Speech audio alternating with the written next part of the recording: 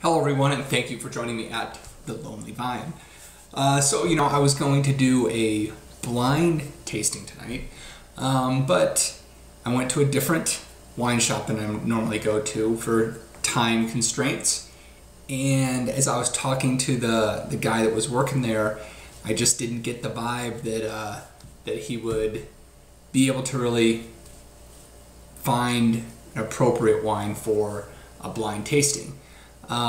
So I figured, you know what, I'll just go find a wine that would meet the criteria, and we'll just taste that. And I haven't tasted a lot of these lately, so I'm going to be tasting a Viognier. This is a 2009 from Columbia Valley, Oregon, and it's the Pines 1852. It's got some pine needles on there, so I'm sure there's something there with pine trees or something like that. I didn't look it up. So let's get right into it. So this is Viognier.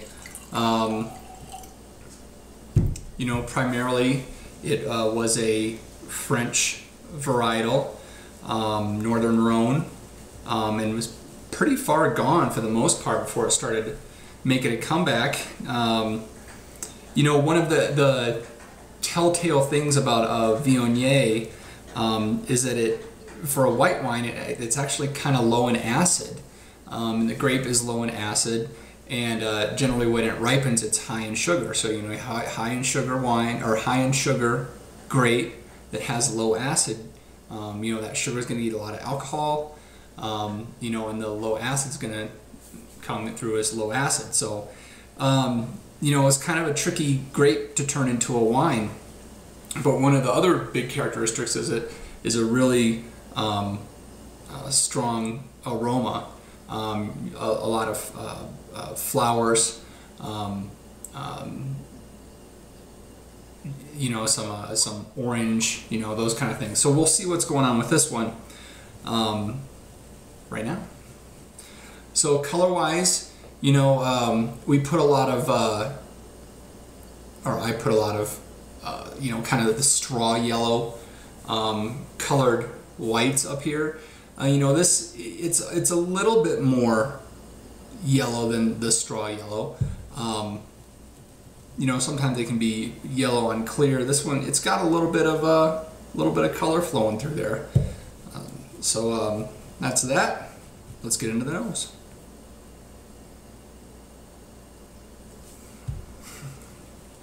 So, as expected, it really a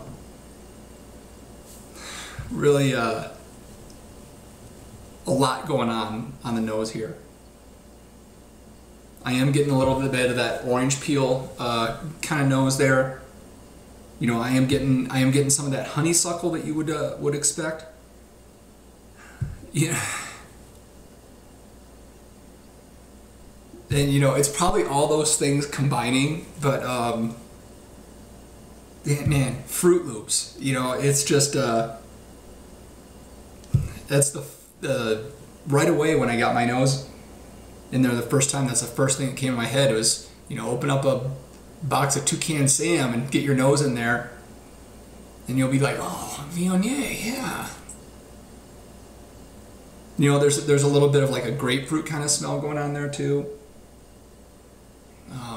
So what do we have so far? We've got Fruit Loops with some honeysuckle, some orange peel, some grapefruit.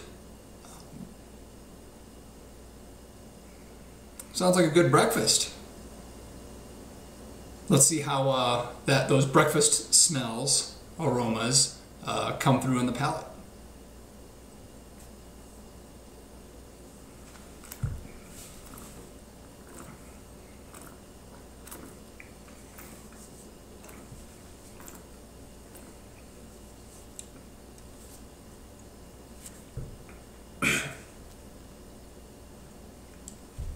Okay, so this is a 13.5% alcohol wine.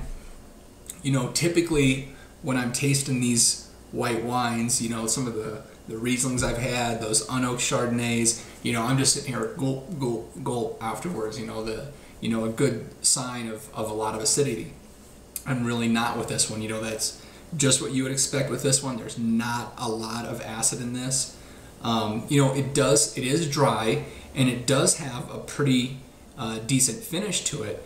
Part of that because this one, you know, and I wonder if you can see, even when it's swirling, you know, it's still kind of turning in the glass there.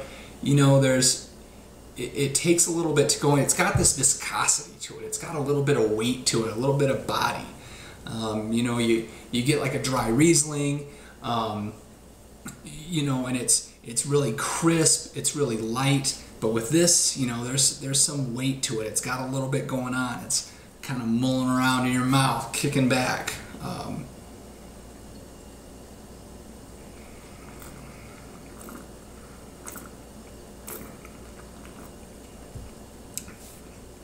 You know, it's like using whole milk in your Fruit Loops rather than skim milk in your Fruit Loops. You know, it's got that little bit to it, you know.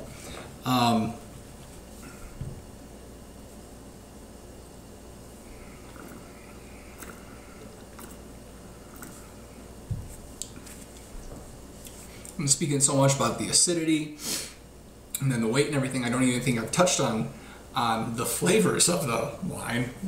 Why would you care about that, right?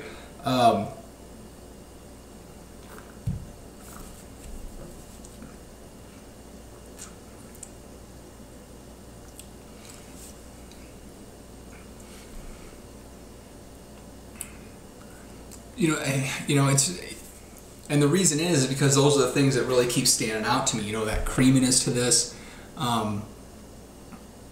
You know, it's not the things that you expect out of white wine. So, you know, it's you know, something to check out if you haven't. I'm sure most of you have tried it and you know what I'm talking about here. But as far as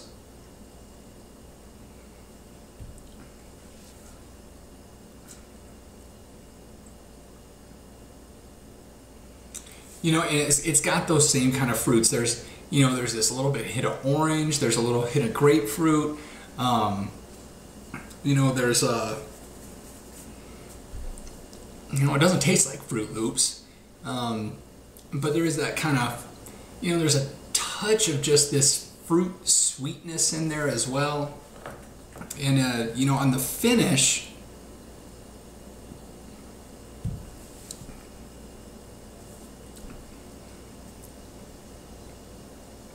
there's just this little tingling of like a little bitterness, not at all in a bad way.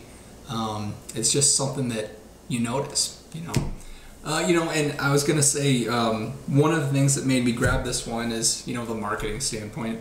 You know, it didn't have the foil wrapped around. It had like around the neck, around the top, the lip. You know, it actually had some wax poured on it. It had a little drip going down it. So I was like, sure, why not? I'll take that. You know, and this is an interesting one too, as far as food pairings. One of the more popular things to pair a Viognier with is like Thai food. You know, spicy Asian food. You know, and I can definitely see that.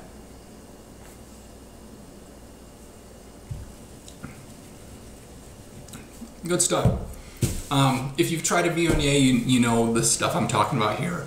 If you haven't tried one, you know, I would say give it a try. You know, and that's, you know, I kind of keep that theme going a lot in my shows here, is that you try wines you haven't tried before. You know, give them a shot.